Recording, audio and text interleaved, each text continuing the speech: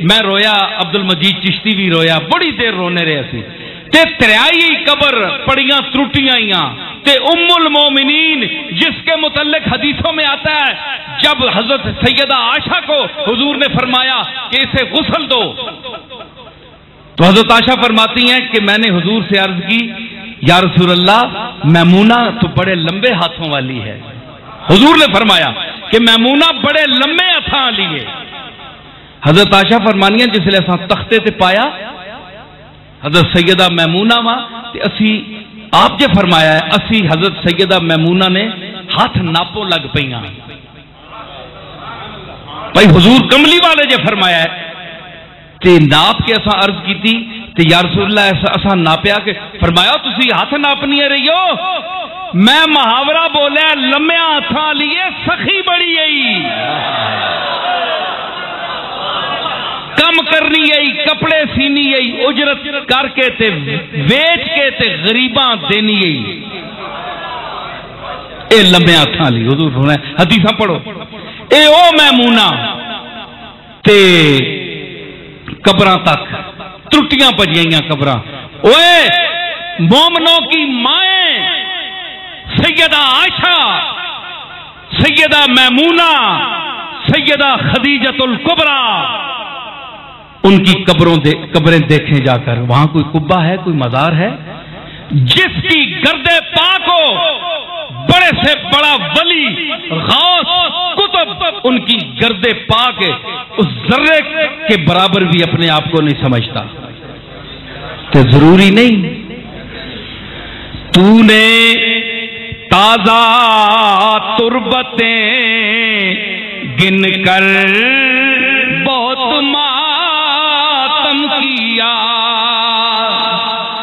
تو نے تازہ تربتیں گن کر بہت ماتم کیا تو نے تازہ تربتیں گن کر بہت ماتم کیا ارے ان میں وہ قبریں بھی شامل کر جو ویراں ہو گئیں ان میں وہ قبریں بھی شامل کر جو ویراں ہو گئیں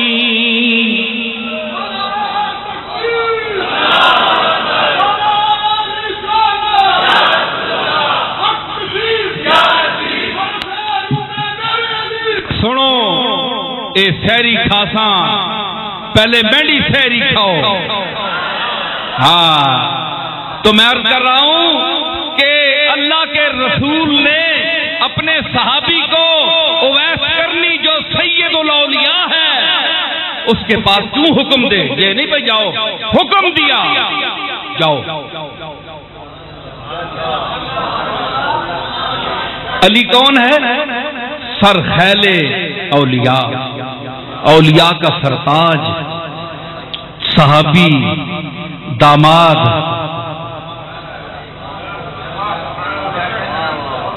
کتنے رشتے علی کا مرتبہ اللہ اکبر خدا نے دیکھ دی احمد نے دختر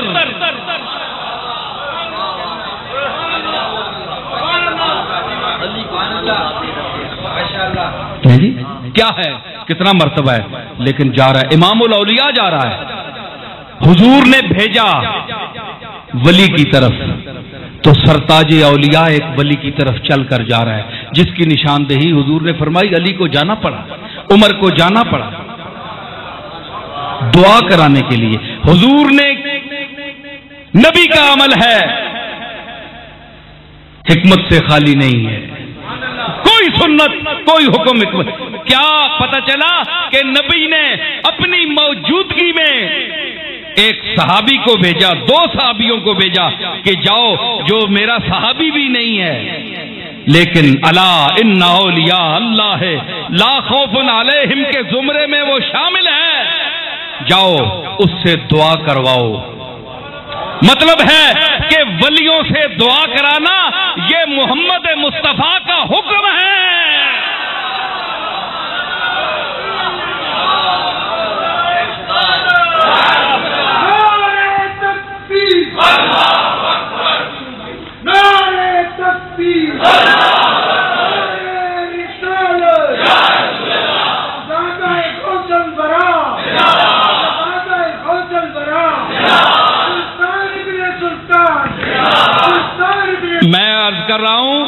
کہ وہاں دعا کروائی، لیکن اولیاء اللہ کا معیار وہی ہے جو ویس کرنی کا ہے. لیکن اج کل نے مشائخ سے میڑ جے پیرے نہ سمجھن کہ اسی بھی ولی اللہ وہاں نہ، یہ گل کوئی نہیں. لوگ اسا کو دعا کرانے تے اسی جیبیاں در نظر ہونی ہوں کوئی خرک سن بھی صحیح کہ نہیں، سکی دعا ہی کرا رہے ہیں. یہ معیار نہیں ہے اویس کرنی کا.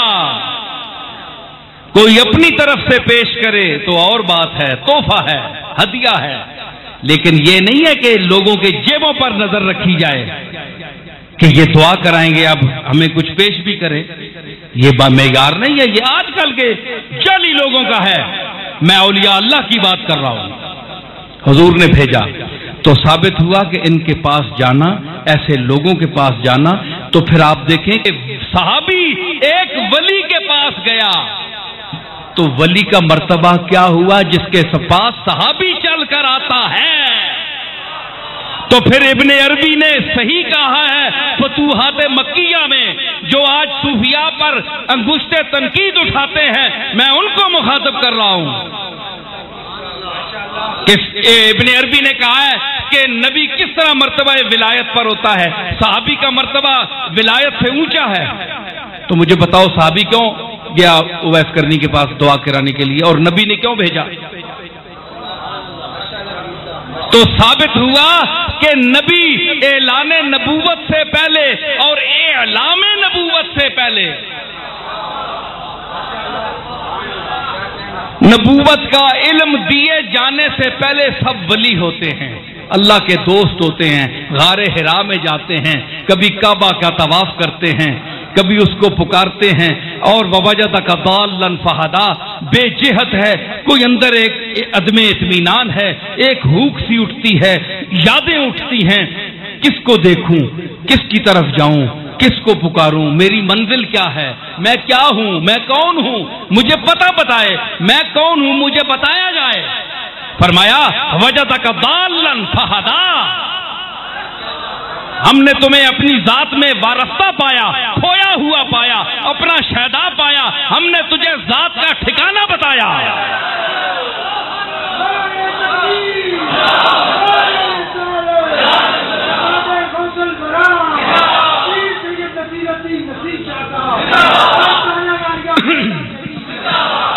تو منزل بتائی کہ منزل میں ہوں، سمجھ آئی؟ تو ضالن کا یہ معنی ہے. تو ہر نبی نبوت کے اعلان سے پہلے ٹھیک ہے مادر ذات نبی جو ہوتا ہے وہ ماں کے پیٹ سے پیدا ہو کر نبی آتا ہے، یہ ٹھیک ہے، لیکن صلاحیتیں اس میں نبیوں والی ہوتی ہیں، کوالٹیز جو ہیں نبوت کی ہوتی ہیں، لیکن پہلے درجہ ولایت پر ہوتا ہے، اللہ کا دوست ہوتا ہے. کیونکہ جو اکائی ہے اس میں وہ دوستی کی پہلی اکائی ہے، اکائی دوستی ہے. وہ دوستی کبھی ولایت، جو اللہ نے ان کو اعلان کا حکم نہیں دیا وہ ولی ہے، اعلان کا حکم دیا وہ نبی ہے. ولایت دونوں میں سب میں مشترک ہے. تو آپ نے فرمایا کہ الا ان اولیاء اللہ لا خوف علیہم ولا هم یحزنون، کہ میرے اولیاء کو کوئی غم دکھ نہیں ہے. تو کیا اس میں آپ نبیوں کو بھی شامل سمجھتے ہیں کہ نہیں، کہ ان کو بھی کوئی دکھ نہیں ہے، کوئی غم نہیں ہے؟ تو پھر ولی تو ان کو خود بھی آپ سمجھتے ہیں. تو اگر آپ کہیں کہ نہیں جی نبی اس آیت سے خارج ہیں، تو پھر آپ یہ مانتے ہیں کہ نبیوں کو غم بھی ہے، دکھ بھی ہے. تو یہ کیسے ولی ہیں جو ان کی امت میں ہو کر نہ ان کو دکھ ہے نہ غم ہے، لیکن ان سے جو بڑے ہیں نبی ان کو دکھ بھی ہے، غم بھی ہے.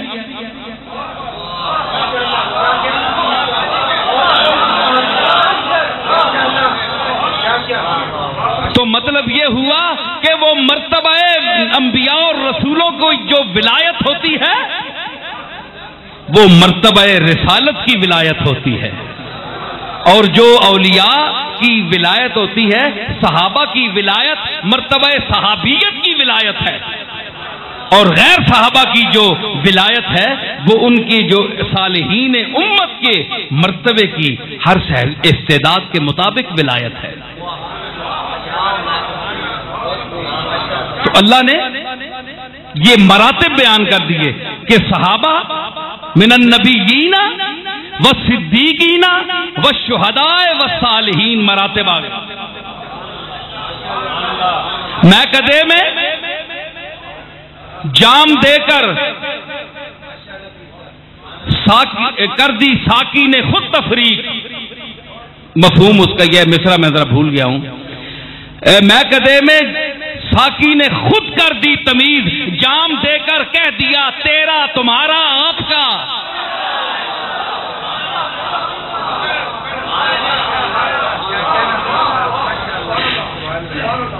میں کدے میں آپ ساقی نے یہ کر دی ہے تمیز، جام دے کر کہہ دیا تیرا تمہارا آپ کا. انبیاء کو دیا تو آپ کا کہہ کر،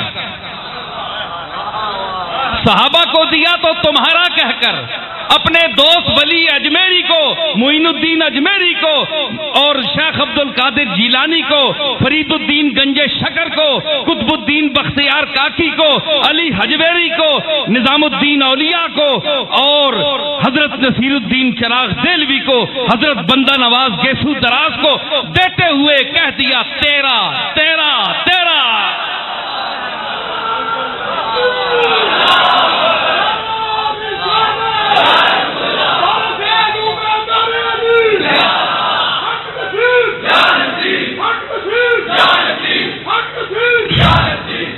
یہ عبادت کے لمحات ہیں، میں سمیٹ رہا ہوں گفتگو کو. تو دیکھیں سب ہمتن گوشت تو ہیں، ہمتن گوشت تو ہیں، ہمتم ہوش ہو جائیں. اب ٹھیک ہے، تو میں عرض کر رہا ہوں کہ یہ عبادت کی رات ہے. عبادت کی توفیق دینا بھی اس کی توفیق ہے، اس کا کرم ہے، لیکن اس کا دروازہ رحمت کھل رہا ہے، بلکہ کھل چکا ہے.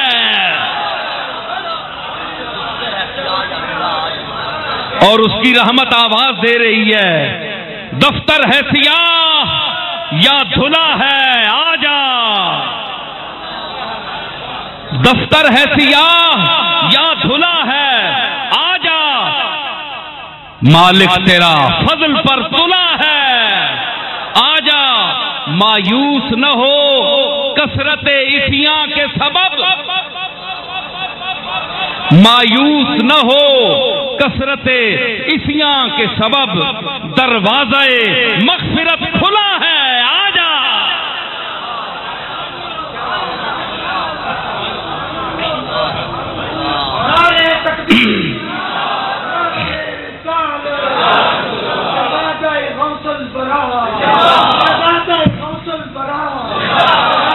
میں عرض کر رہا ہوں آخری بات، اور اس کے پھر بعد میں اجازت چاہ رہا ہوں کہ جن کو اللہ توفیق عبادت دے وہ عبادت ضرور کریں، لیکن عبادت پر گھمنڈ نہ کریں. بعض لوگوں کی عادت ہوتی ہے کہ یہ بڑا گناہگار ہے، اس نے مسجد کا کبھی منہ نہیں دیکھا. ہم تو 24 گھنٹے مسجد میں بیٹھتے ہیں، عبادتیں کی ہیں، تراویح پڑھی ہے، اعتکاف بیٹھا ہے. دوسرے گندے ہیں، ناقص ہیں، گھٹیا لوگ ہیں. یہ عبادت، ایسی عبادت اللہ کو مقبول نہیں ہے. دوسروں کو کمتر مت سمجھو، ماتھوں پر سجدوں کے نشان لگا لینے سے اللہ نہیں بخشتا. سمجھ آئی؟ یہ بے ریائی سجدہ مانگتا ہے، جس میں ریا نہ ہو. وہ کرم اس کا دیکھو، وہ عبادتوں کا محتاج نہیں ہے، وہ غنی عن العالمین ہے. یہ جتنا رزق دے رہا ہے دوسری مشرکین کو، یہ عبادتوں کی وجہ سے دے رہا ہے. بولو میری بات سنو. امریکہ، روس، جاپان، دوسری دنیا جو مشرک ہیں، جو مسلمان نہیں ہیں، نہ اس پر اس طرح ایمان رکھتے ہیں جس طرح ہم رکھتے ہیں، نہ قرآن پر، نہ رسولوں پر، نہ کتابوں پر. اس کے باوجود رزق بھی مل رہا ہے. ادھر دیکھو میری طرف. جو آ کر بیٹھتا ہے، بیٹھ کر وہ پھر نہیں اٹھتا، وہ ہے زندہ جنازہ جو تیری محفل سے اٹھتا ہے.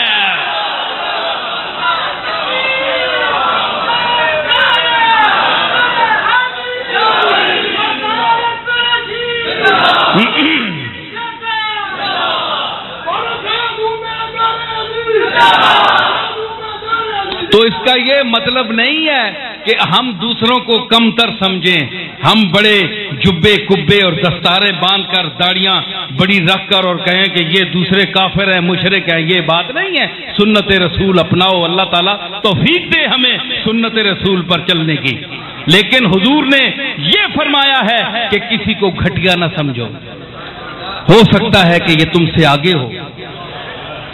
عبادتیں ضرور کرو لیکن گناہگاروں کا مقام بھی دیکھو کہ ہوگی رحمت گناہگاروں پر، ہوگی رحمت گناہگاروں پر، کون پوچھے گا بے گناہوں کو؟ قیامت کے دن اللہ تعالیٰ اپنی کلام کے شرف سے گناہگاروں کو مشرف فرمائے گا۔ دس ہے نماز کیوں نہیں پڑھی گا؟ دس ہے روزہ کیوں نہیں رکھی؟ دس ہے فلانی شریعت نہ کام کیوں نہیں کیتی؟ سارے گندے ٹینڈے جے میرے جے کھلوتے ہو سانسی، میرے مالک بخش دے، کوتاہی ہوگی۔ تیرے آخری رسول تے ایمان تے آندا ہے گناہگارا گندے یا نماز نہیں پڑھی، روزے نہیں رکھے، پیڑے کام کیتے لیکن کملی والے دی گستاخی نہیں کیتی۔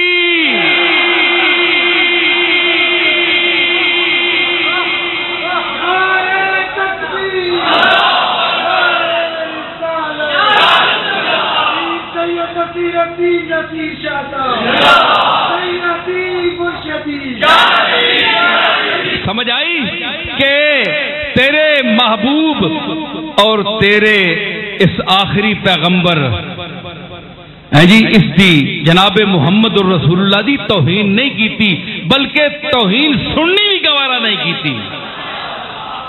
بازار ضرور بیٹھے ہیں،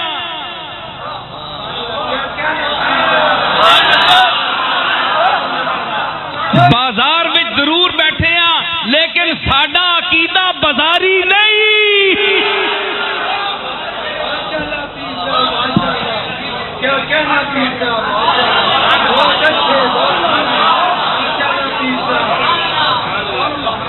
اوئے ساڈا بازار ہے، اس وچ بھی ایک بوڑ ہے۔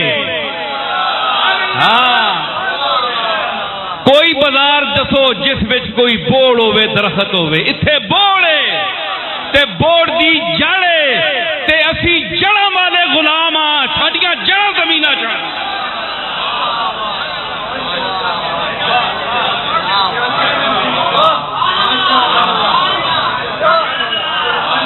ٹھیک ہے، اسی بازار بھی دنیا ویکھنے ہاں، سیرفی ہاں، صراف ہاں، سانو عقیدے اوئے سانو دکانیں دا سودیاں دا پتہ ہے تے عقیدے دا نہیں پتہ۔ عجیب دکاندار ہے چبل کہ دکان دی ہر شے وچ اس دی روح بڑی ہوئے، ہر بندے نو جاندا ہے کہ اے شودا گا کے اے صرف سامان تکے گا لے گا نہیں،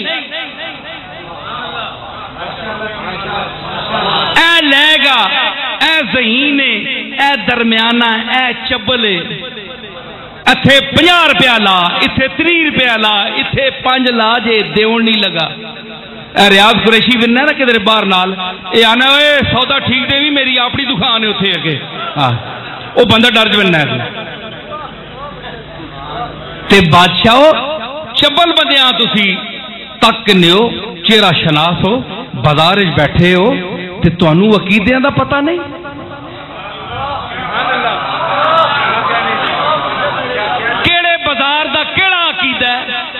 بازار کیڑا سودا ہے، کیڑے بازار کیڑی دکان ہے، کیڑی دکان تے کیڑا سامان ہے۔